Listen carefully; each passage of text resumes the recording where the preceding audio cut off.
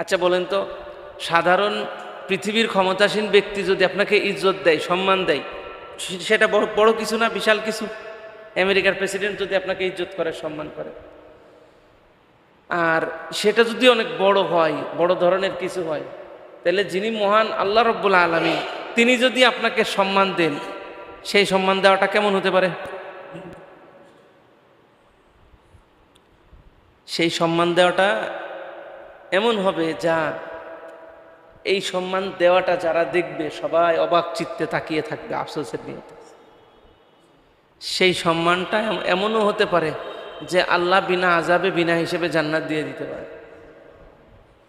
চতুর্থ নম্বর কথা হলো, আল্লাহ রসুল সাল্লাল্লাহু আলাইহি সাল্লাম উম্মতের জন্য শাফাআত করবেন। উম্মতের জন্য শাফাআত করবেন। হাদিস শরীফে এসেছে, শাফাআতি লি আহলিল কাবাইরি মিন উম্মতি। নবীজি সাল্লাল্লাহু